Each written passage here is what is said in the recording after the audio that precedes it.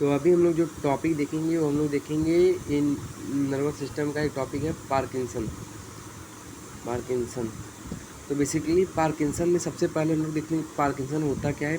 तो basically age related disorder है, age related disorder होता है, एज रिलेटेड डिसऑर्डर होता है।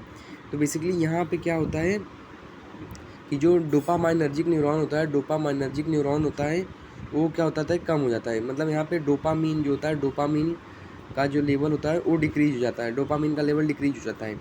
तो बेसिकली डोपामीन का लेवल डिक्रीज क्यों होता है, क्योंकि जो ब्रेन में एक जगह होती है जिसको हम लोग बोलते हैं सब्सटेंसिया नाइग्रा, सब्सटेंसिया नाइग्रा। इसी में क्या होता है, बेसिकली इसी में फॉर्मेशन होता है, क्या यही फॉर्मेशन करता है डोपामीन का। अब सिंस यही सब्सटेंसिया नाइग्रा ही डैमेज हो जाता है तो इसकी वजह से क्या होता है, डोपामीन का जो लेवल होता है वो डिक्रीज हो जाता है।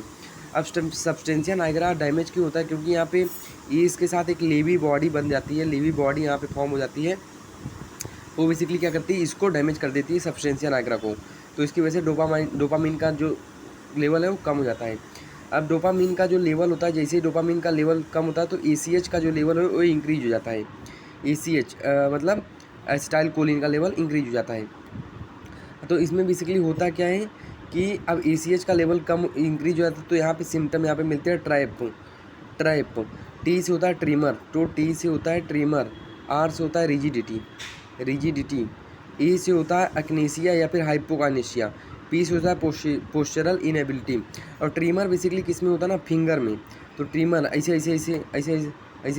वो फिंगर में ट्रीमर रहेगा। तो ट्रीमर बेसिकली फिंगर में सबसे पहले देखने को मिलता है अपने को।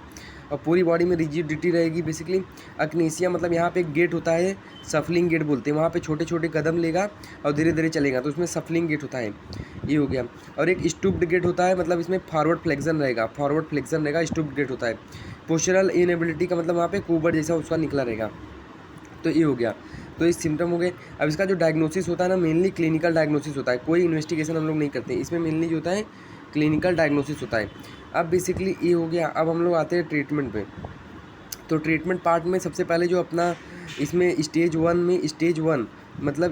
में अगर उसको ट्रीमर होता है, तो ट्रीमर के लिए सबसे पहले जो हम लोग ACH को डिक्रीज करने वाली ड्रग देते हैं, एंटीकोलिनर्जिक। तो अगर सिर्फ ट्रीमर है तो हम लोग इसमें ट्राईहेक्सीफेनिडिल। तो ट्राईहेक्सीफेनिडिल हम लोग देते हैं, इसमें 2 mg TDS देते हैं, 2 mg TDS। अगर किसी को सेकेंड स्टेज में है तो सेकेंड स्टेज में ट्रीमर प्लस रिजिडिटी मिलती है, तो इसमें ट्राईहेक्सीफेनिडिल तो रहेंगे ही देंगे 2 mg TDS, प्लस इसमें हम लोग एक और ड्रग देते हैं अमेंटाडिन क्या होता है, एगोनिस्ट होता है डोपामिन का, तो ये 100 mg OD देते हैं, अमेंटाडिन 100 mg OD। और किसी को ट्रीमर प्लस रिजिडिटी प्लस अकेनेसिया या फिर हाइपोकानेसिया है तो इसमें हम लोग क्या देते हैं, इसमें हम लोग बेसिकली इसमें क्या देते हैं, इसमें हम लोग ये दोनों देंगे ही, ट्राईहेक्सीफेनिडिल और अमेंटाडिन तो देंगे ही देंगे, प्लस इसमें हम लोग लियोडोपा विद कार्बिडोपा भी हम लोग देते हैं, जिसको वेल डोपा नाम से जाना जाता है। इसमें लियोडोपा 10 होता है और कार्बिडोपा जो होता है इसका रेशियो 1 होता है।